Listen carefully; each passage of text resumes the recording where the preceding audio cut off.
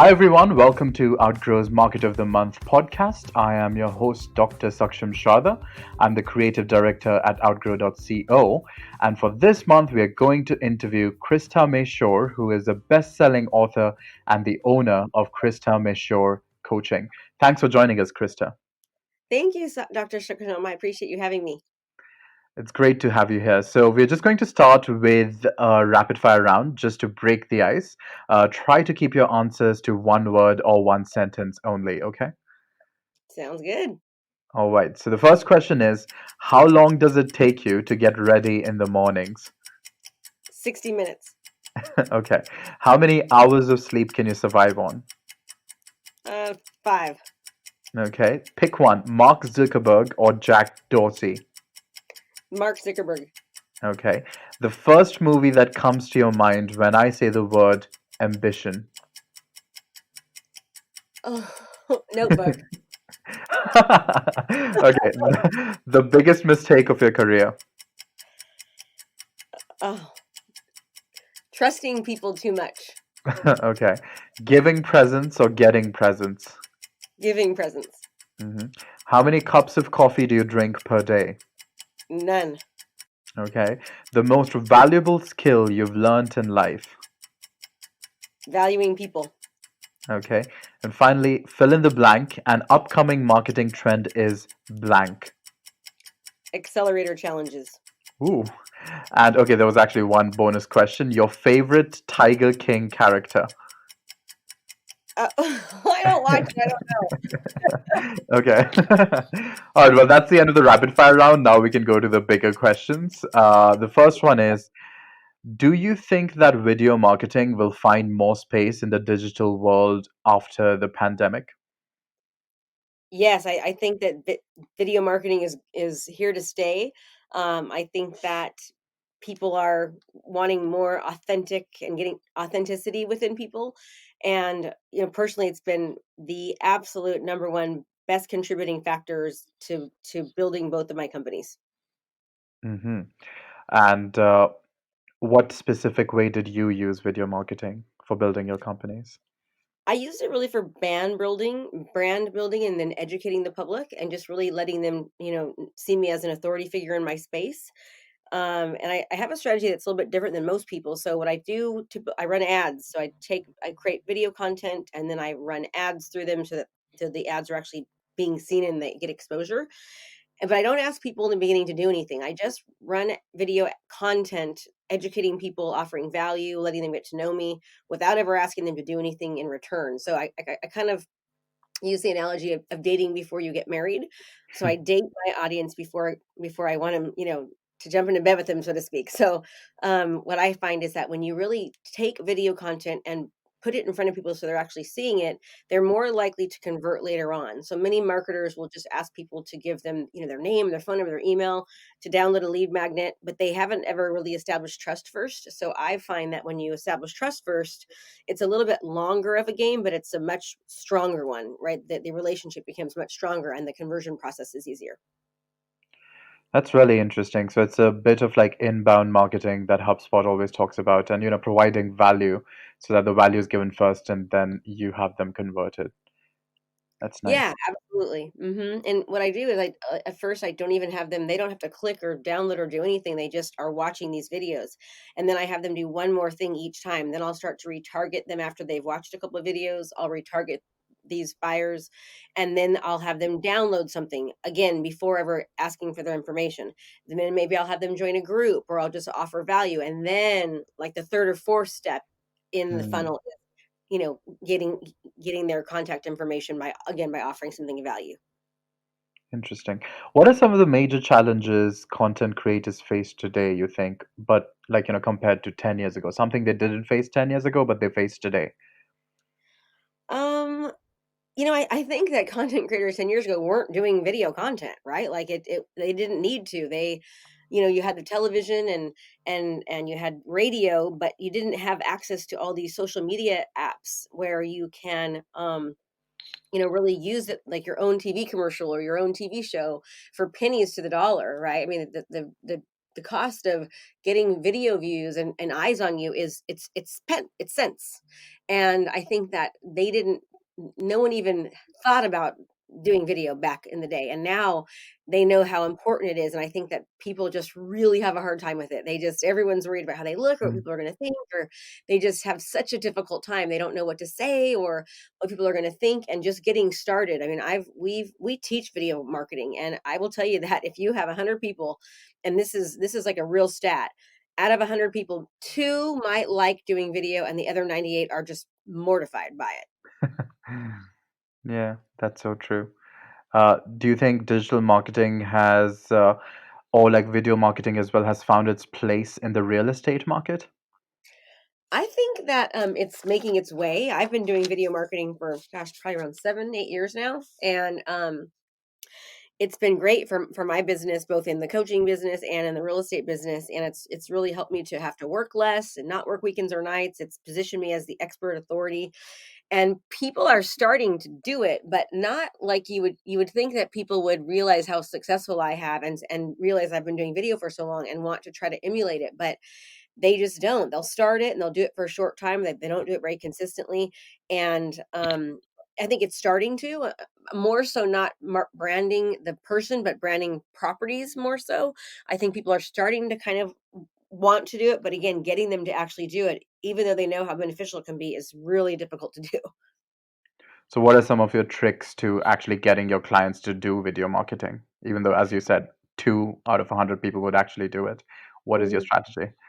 So one of my mentors talked to me about, you need your GPS, right? I think that in anything in life, and before I talk about that, I'll tell you there was a study that's, and you're a doctor, so you might know about this, but there was a study that was done. It's called Change or Die. And basically, they had people that were going to die if they didn't change their behavior because of maybe a health issue or some ailment. They needed to change their behavior, or they were going to, it was going to kill them if they didn't. After a year, 9 out of 10 people went back to their original behavior, in one group that didn't have any coaching or accountability or support. There was another group that had coaching, accountability, and support. And at the end of that year, 77% of those people were able to make the change because they had the coaching, the accountability, and the support of people that were similar to them, right? So what I find is that, people need a GPS in order to know, Mm. if I'm going to go from California where I live to New York and I was going to drive, I would have to, I would need a GPS to get me there. People need the GPS. So G, I would say, stands for goals and guidance, right? The P stands for a plan and a blueprint, and the S stands for strategy and support.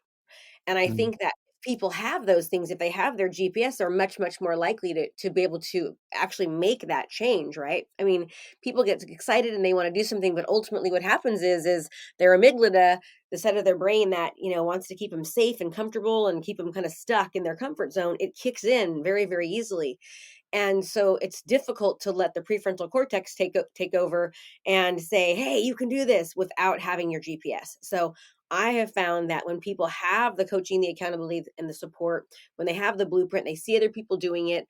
They have a cheerleader kind of like pushing and pushing. That they're so much more likely to be able to make the changes. Yeah, it's interesting how you put accountability in there because, like, a lot of things that I've done in my life, if I have the coaching and the support, it's still fine. But I need someone who holds me accountable for like daily progress or like, monthly progress. So I like the mantra of coaching, accountability, and support. What led you to shift from the real estate industry to digital marketing? I had mastered real estate. I'd been doing it for, I've been in it for 20 years now. And about 3 years ago, I was like, I was just tired. I mean, I was selling, around 150 homes a year at the time. So since I started, I've sold my first year, I sold 69 homes. And from that point forward, it was almost 100 homes plus every year. And it wasn't with a big team. Like people will talk about these, selling numbers like that. And it's with like 10 people. It was just me and an assistant and a transaction coordinator. And you're always on in real estate, right? It's people's biggest investment. They're so emotionally vested. They want things and they want it now. They need so much, hand holding, because it's such an emotional decision. And I was just tired. I mean, I had already mastered it. I'm in the top 1% of realtors in the nation. And, I would be in Hawaii on vacation, getting out of bed at 3 in the morning and sneaking downstairs to work for 6 hours and then sneaking back in bed so my family didn't know. And on the phone the entire day at the pool when my kids are like, "Mom, pay attention. Mm, Always on your phone." And I just got so tired and I thought, I can't do this anymore. So I remember I called my brother one day and I was like, "You need to come over now. I know we've talked about me making a transition in the next year. I'm doing it now. Like I can't, I'm mhm, done." So I made the change, and people had been telling me for just years, like, "You should be a coach. You're so positive and you're so motivating, and you should coach. You should coach." And I used to be a teacher. I taught third grade for 6 years. I've got a master's degree in curriculum and instruction. So my goal was to be a principal. Um, my daughter had gotten sick, and so I left teaching to be a stay-at-home mom and kind of play real estate. Is kind of what happened. mm, And I had found out my husband was having an affair, so really quickly after leaving my teaching job, I was, found myself with two small children in a brand new house with a big mortgage payment and, no mm, job. So I went into real estate full time, but I love teaching and coaching. So I went, I changed, like, and just decided I'm going to do what I love. And so here I am. mhm. I was going to say, so this was what year that you actually entered the real estate market? I entered real estate in 2001. So And you so did it's, go through the housing crisis then in oh yeah. 2007, 8, 9. I watched, more than 90% of my real estate friends just pretty much struggle or leave the industry, and just it was desperation, it was terrible. It was really, really hard for most people. So when did you decide to quit? This was much after the recession. So you were still doing okay after the Oh, yeah, I recession. was my best years were during that time. I worked with about 13 different asset management companies and banks, and I Mm. sold their foreclosures and their short sales. My best year was, 169 homes I sold during that time, so we were crushing it, right? But it was sad though, it was, like, only a few of us. There was a they what would happen was is that I had realized early on that the market was probably gonna shift, so I started traveling the country, and, I had this strategy called the Dream 100, where basically I would go after different asset management companies and different, banks to sell their assets, and I'd send them this package of, like, I'd put, my credentials and my team, let them know that I knew how to handle REOs, and I'd stick, a bag of Pop Rocks in his socks, and I'd say, "Let me knock your socks off." And that's how I actually got in my foot in the door. Or I'd Mhm. fly down and I'd bring them, donuts and cookies and, lunch, and just kind of got to know people that way. So I was fine. And then the market changed and I went from doing like over 100 plus homes to like 12 because the market got better, which was great for the market, but it was bad for me, right? But I'm Mhm. so very happy it changed. And so that was when I remember I went on a listing appointment and somebody called me the foreclosure queen. And, I didn't get the listing, but they were like, "All she does is foreclosures." And I was like, "Oh my gosh, that's so true." So I ended up that was when I ended up really, like, looking at how the Fortune 500 companies operate, and I really got the, what I call, engagement marketing. Most people call it content marketing, but I call it engagement marketing because I really wanted to learn to engage my community, and I just started creating video content and, creating market updates and, seller and buyer tips, and I started interviewing local other professionals and just kind of went for it. And then before you know it, next year I was back up over 100 homes again, and that were all traditional sales. So Well, not to get too distracted, but like, so what do you think about the real estate market now? Because like, there's a huge rush to buy houses, which I feel like even though like everyone's been like battered down by the recession that is likely to come, there's still like real estate is still surging, it or is you so think it's crazy different? right Yeah. now. I mean, so here's the difference. This is like actually a really good conversation because I get asked this a lot. And Mm, I mean, my gut, because of the unemployment rate, even though mm, it has been getting better, is that we're definitely going to see some effects from this, and I believe we'll probably see them in around 12 to 18 months. Is kind of what I'm thinking because of the election. But mm, the thing it's very, very different than 2006. So if you compare 2006 to now, there's a couple key indicators that are not the same as back in 2006. In 2006, they were selling F paper, like really, really bad credit, as if it was mm, A paper, right? That's the one thing. Also, they had something called stated income loans where they would just give anybody a loan. Somebody could say, "Hey, I make $100,000 a year, and here's my monthly expenses," and the bank would say, "Okay, you're qualified." You didn't have to prove anything back then. Another mm, thing that happened was there was a much higher inventory levels. Okay, interest rates were also higher, and one other factor that people don't really think about is that they just I lost my train of thought for the last factor. I just am getting I've had for Saksham for 16 days. I was in bed. Today is the first day that I'm out of bed in 16 days. Oh, did you have the virus? Oh my God. And I'm so healthy. Like I'm up at 5 every day. I work out every day. I have not worked out in 3 weeks, and I had the virus. My whole family tested positive, and I was the sickest out of everybody. And it Mm. really messed up my brain and my thinking. Like it just doesn't, things don't come as quickly. And like I said, today's the very first day that I'm out of bed. Well, you seem to have a lot of energy, so like it's totally great. Because like I do it as well on podcasts. I always forget. Like I'm like, oh, the three key points, and I'm like, well, I have forgotten the third point, but that happens all the time. I don't know why, how do I even forget that? This is like what I do, Oh, okay. So the last key point was that houses would appraise from 1 week to the next $50,000 more, $100,000 more. I remember I sold my parents' home back in 2006, like right before everything crashed, Hmm. for exactly. So they bought it for 629,000, and 2 years and 1 day later, I sold it for 1,170,000. That's unprecedented and unheard of. Like that would mean that. I mean, think about the appreciation rate, right?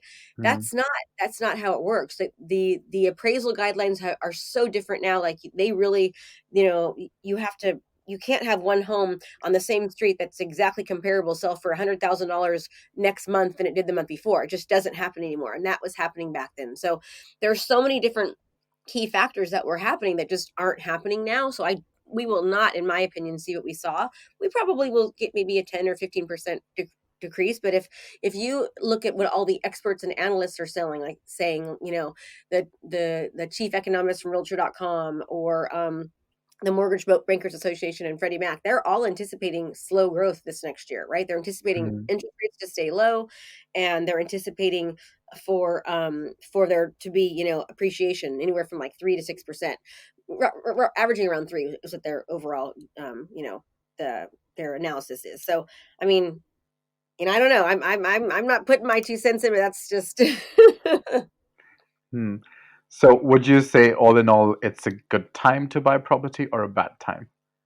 Well, it's a great time to sell if you're a seller, because Hmm. they're like, I've been in the business for 20 years, and we only have 48 active homes in my area. Hmm. It's never in 20 years been that low. That means the absorption rate, which an absorption rate means that how long will it take for, what's your month's inventory? It's less than a month, right? So anything 6 months and under is considered a seller's market. So it's great for sellers as long as they don't have to worry about repurchasing if they're staying in the area. That sometimes can cause some problems. But for buyers, it's horrible because there's bidding wars, multiple offers, prices are Hmm. getting up. They're having to come in with no contingencies. So it's hard. If you also think about, and I don't talk about homes much, like it's funny I am right now, but digital marketing, it's kind of fun actually. But if you think about, let's just say the market does decrease, 10% or 15%. If you look at what they're going to be, the tax saving benefits, and the interest rates being so low, like they're historically have never been as low as Hmm. they are right now, right? Hmm. You're going to end up saving money over in a long haul anyway. So, I wouldn't recommend waiting. Hmm. Okay. Well, that was a nice real estate distraction, but back to marketing. Uh, I know. Sorry.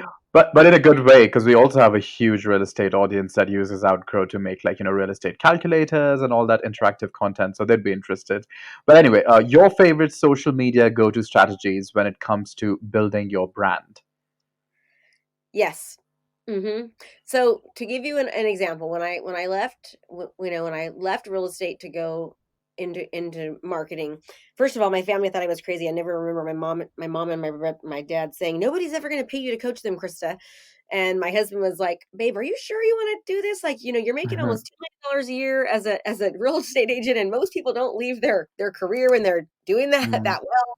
Maybe we should rethink this." Because I was the head earner in the home, and I was like, I just have to try, because I'm tired of just selling real estate. I know I can help people. I know I can do this, right?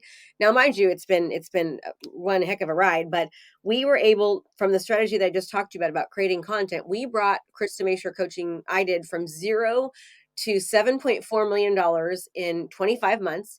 And in 35 months, we hit the 10 million marks. We hit 8 figures.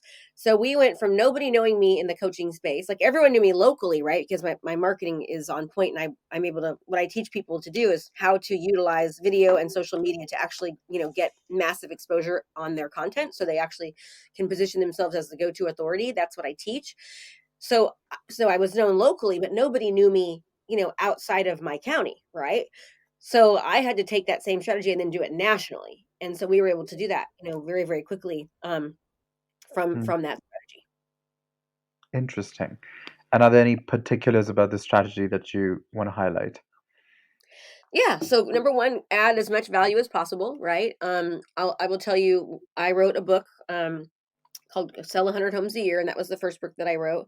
Mm, And I gave away all my secrets in that book, right? mm, And added so much value. Somebody could take that book, but again, they don't have their GPS. That was the problem. But you could take that book and go, "Oh, I can do this." And it talked all about marketing and the such. So I positioned myself as the authority by doing a book funnel, a free plus shipping book funnel.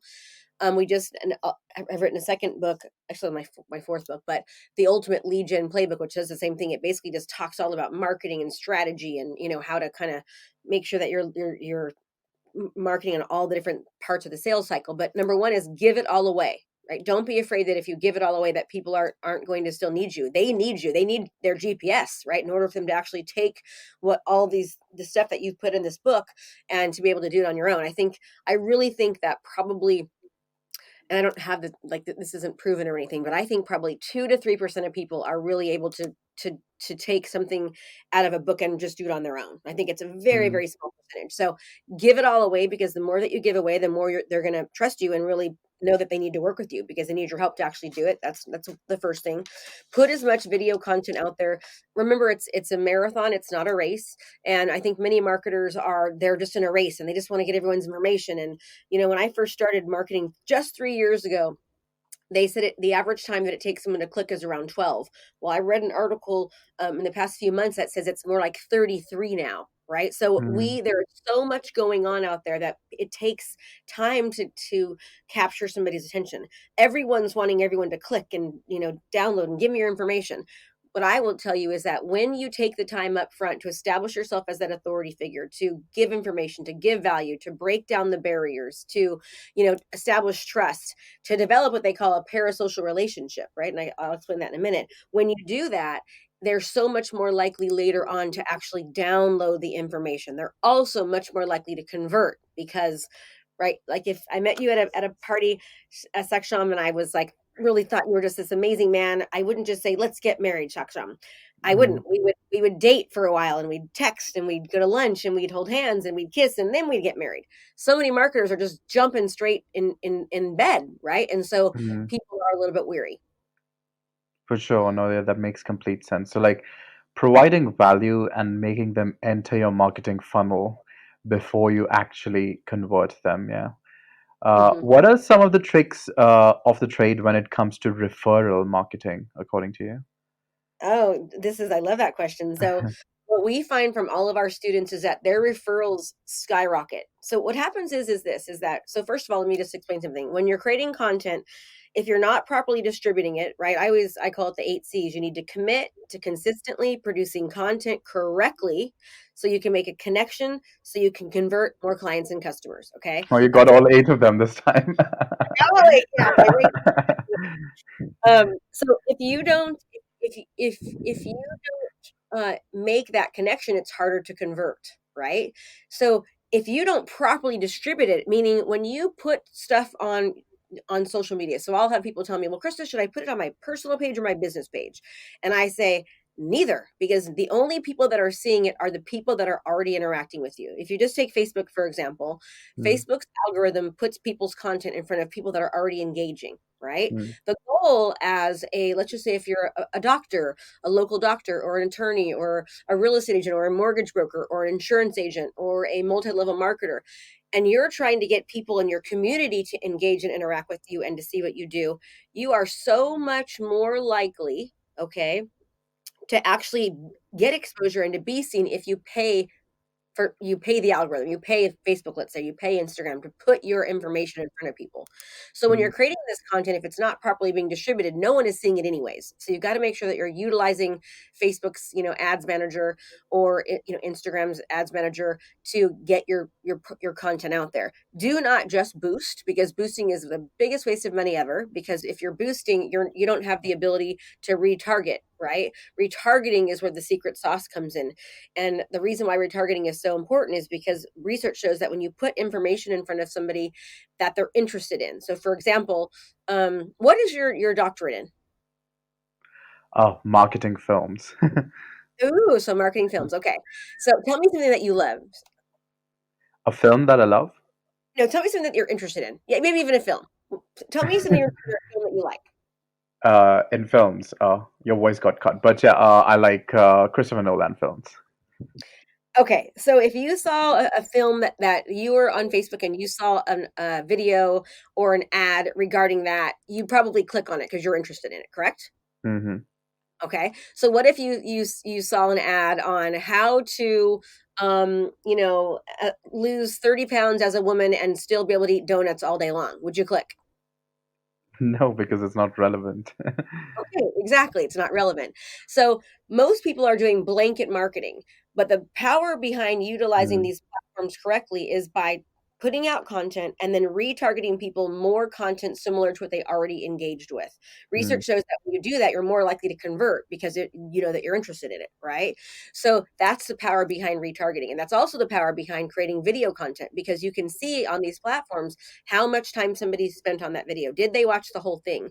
And so if somebody, for example, let's just say that you're a divorce attorney and you see that somebody watched, a 3-minute video on how to divorce while keeping your kids happy, and they watch the whole 3-minute video, they're probably thinking about divorce and they probably have kids. So my mm, next content is not going to be on how to shove it to your husband while you're divorcing, right? It's going to be it's you're going to give them more content that's similar that they originally interacted with. That's the power of properly utilizing these platforms in your favor. mm.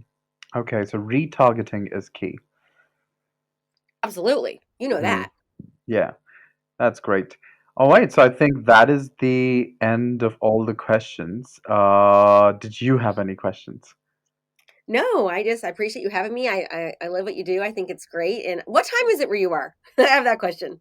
I'm actually in Europe right now, so it's like 5:30 p.m. Oh, it's 5:30. Wow. So oh, Europe. I want to go there. What's it like there with the pandemic? It's actually like much better. I mean, like because the healthcare system is like, it takes care of you. So you don't have to like, there's enough like space and enough equipment and it's for free. So it's totally okay to like be here in the middle of a pandemic. Wow. Are the streets pretty much like ghost town? It's ghost town where I'm at. We're shut down right now. We can't. We're not supposed to even leave, really. So they've developed like this system where uh, it keeps getting locked depending, like the same as they have in England, right? It keeps getting locked the restrictions increase if the caseload increases, and there's several tiers by which it increases or decreases. So Mhm. yeah, that's how it's working. So currently it's like highest level of restrictions because everyone got Christmas and New Year's, and obviously now we are paying back by being at home and not doing anything. I know, I know. We were in sick the whole time. We didn't do anything. We just barely even cooked. But no, thank you so much for having me. I really appreciate it. Yeah, thanks for joining us. And let me just like say goodbye to the audience as well. Thanks everyone for joining us for this month's episode of Outgrow's Market of the Month. That was Krista Mashore, who is the owner at Krista Mashore Coaching and also a best-selling author. Thanks for joining us, Krista. Oh, thanks for having me. Oh, can I just say one thing real quick, Talk Yes. if you're interested in learning more about me, you can go to getkristasbook.com. That's getkristasbook.com, and you'll get a copy. You just pay for shipping of the Ultimate Lead Gen Playbook, which teaches you how to utilize video and social media to really, really dominate your industry. Yeah, do check out the website for more details. And we'll see you once again next month with another Market of the Month.